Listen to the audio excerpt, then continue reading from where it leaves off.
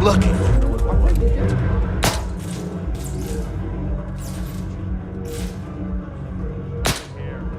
Let's see who's got the bigger gun, mother...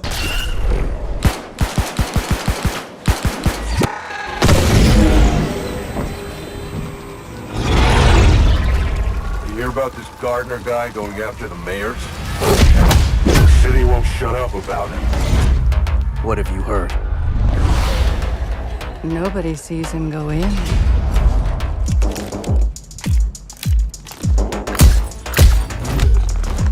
Nobody sees him come out. Good with his hands. Light on his feet. Dynamite with vacuum cleaners.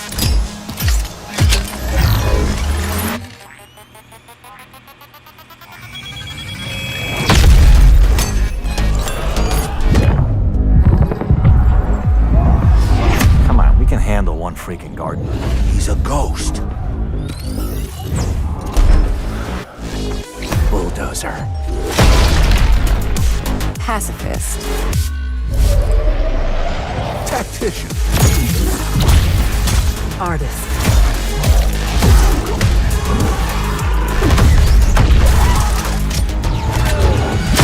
A lot of stories about how you operate, Gardener. Are they all true?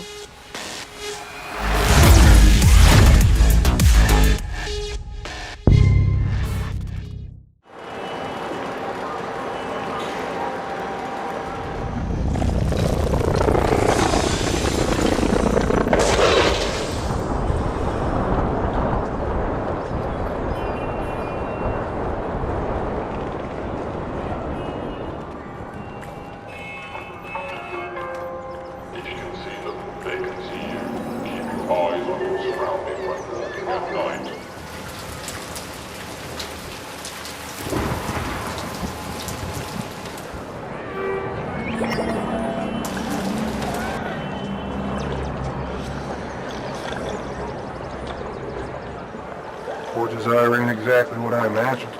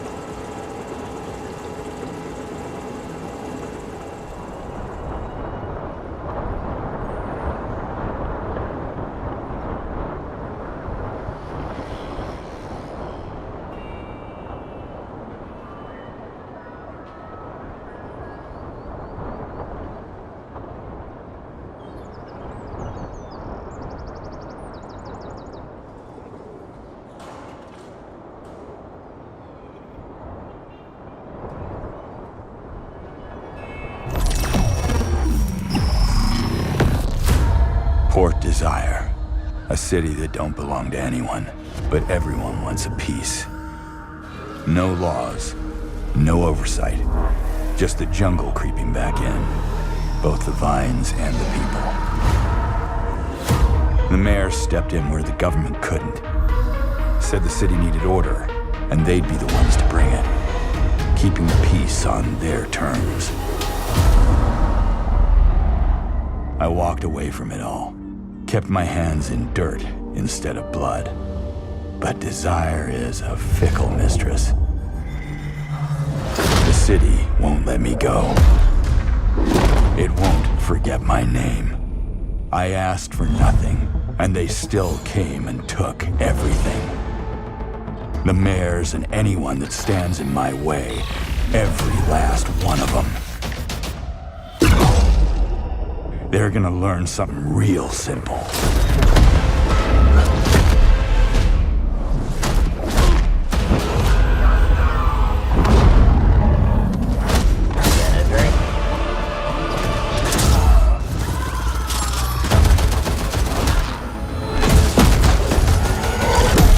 You reap what you sow.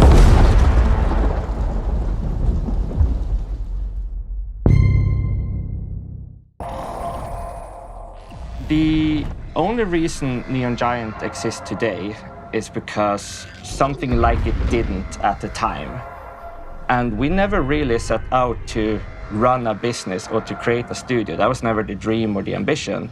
We just had a very particular picture in mind of how we wanted to make games. And the only way to achieve that was to create it.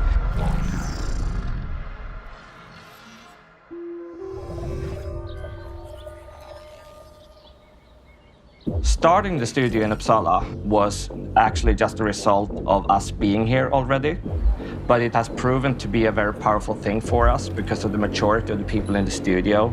It's small enough and big enough, you know, it's not Stockholm, it's not the hustle and bustle, but it's also, you know, a half an hour down the road from that if that's what you need. It's a perfect place to have a family and have kids, for sure. Well, we have ex-directors here, super senior talents. And here they get to both direct and decide what to do, but they also get to do it. That's basically the sentiment of the entire studio. You both decide and you do it. I think with everybody here being so senior and just knowing what to do, there's nothing that we have to create to force them to do anything. There's no argument. It just happens. People just, this is an issue. How do we do it? We did it. If we compare us now towards when we made the Ascent, basically the Ascent was made by a handful of people. If someone in the studio got sick, then we lost an entire department. Now we can cover most aspects with 2 people instead. For us, it's a huge difference, but it took us from 5 people to 23. So we're still very small.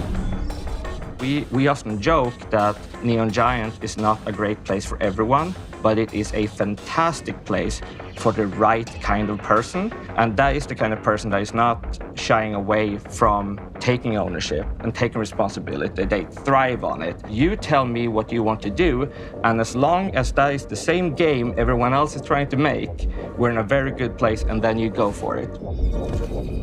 Everybody's so creative and just knows what to do. They don't really need to be told what to do. It's not corporate in that way. It's just creative minds. We're not cogs in a machine. One of the big reasons why we decided to go with Krafton was that we wanted to tap into the enormous resources and the pool of talents that the Krafton has. That's the biggest change, that we now act as a small, fast, nimble studio, but with the resources of a giant. Seeing as all the people in the studio are creatives, it's easy for us to understand how we work and what excites us. If it's only coming in Monday to Friday, looking at the list, doing what's asked, you don't get invested. And I think what we have done, what we have managed to build, is a place where people have creator ownership. If we don't have excited people, we don't get the best result.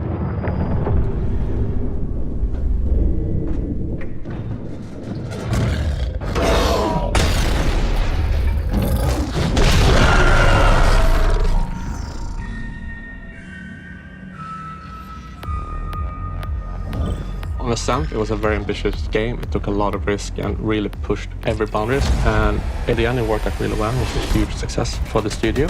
And for our next project, we know the game we want to do and have known it for a very long time. So now we're focused on that. And in those constraints, we just trying to push it as much as possible.